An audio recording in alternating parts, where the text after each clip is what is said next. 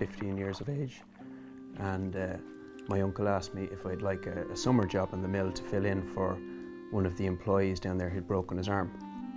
So I was interested in making a few bob for saving, and it was a real eye-opener to meet a lot of these hardened men who'd been working there all their lives.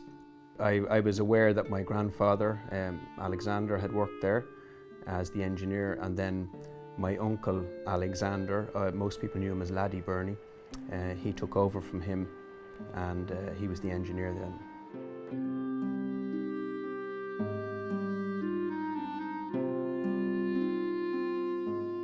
My grandfather had worked at the 12th lock. Before that, my great-grandfather had worked at the 12th lock and had also worked at their mill down in Ballatour direction. And my great-great-grandfather had also worked for the Shackleton, the flour mill.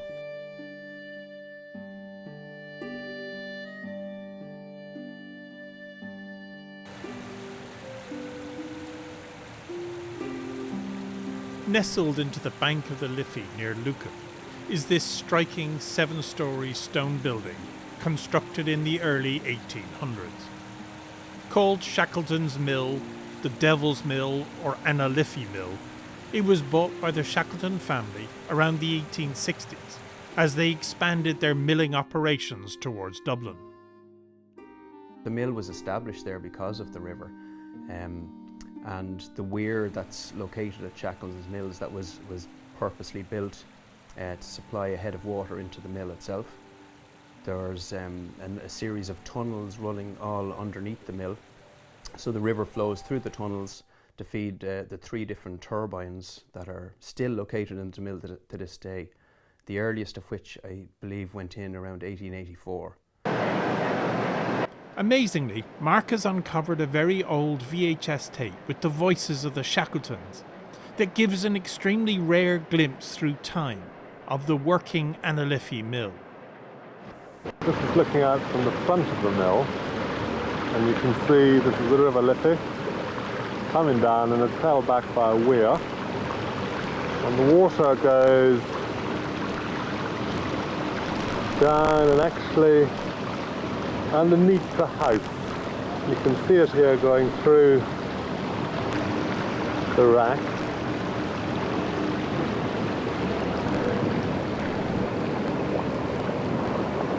The millers would have started the mill at 6 o'clock in the morning, so that was their first shift would start. So they would go into the mill, they'd raise the gates of the turbines, which would then get the line shafts turning over slowly. My grandfather bought this from New Jersey in 1884.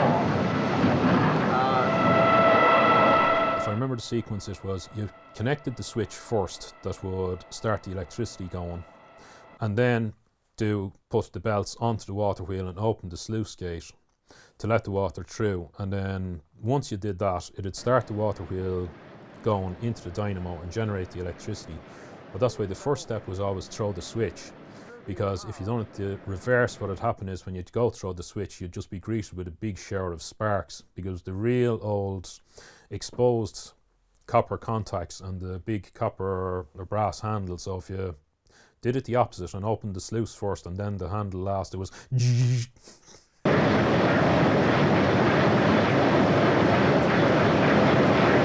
White flower blends with names like primrose, pansy and sunflower, or soda bread flowers called the lily of the valley, first flower of the earth and queen of hearts. The tradition of innovation in the marketing of new flowers and bread mixes kept the mill going when all around the smaller mills were closing. Like they had a little laboratory looking out over on the Liffey, where they used to experiment with different mixes for the bread mix. So they used to do experiments in relation to this quantity of, we'll say, whole wheat versus this quantity of white flour, and then this quantity of baking powder or whatever. So they used to be doing continual experiments, just trying to improve the recipe for the bread mix that they used to do.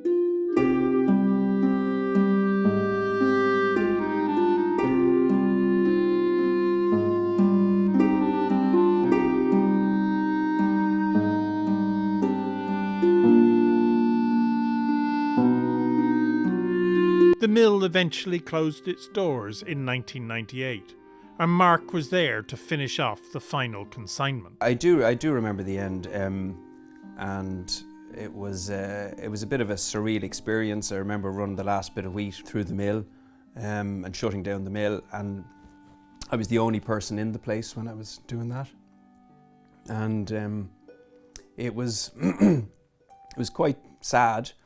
You felt like there should have been a bit of a fanfare or something, or people who used to work there should have been there, and it wasn't. It just kind of slipped away, almost like someone passing away gently or something like that. I do remember that, and yeah, I'm sad about it, yeah. The name of Shackleton's milling did not die. Mark Burney and several colleagues brought the illustrious name with them and set up in this distant North Dublin industrial estate. We're still packing Shackleton's blends, we're still milling over there.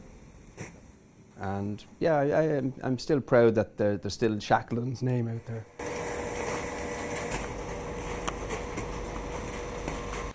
Since its closure almost 2 decades ago, many plans have been made for its resurrection.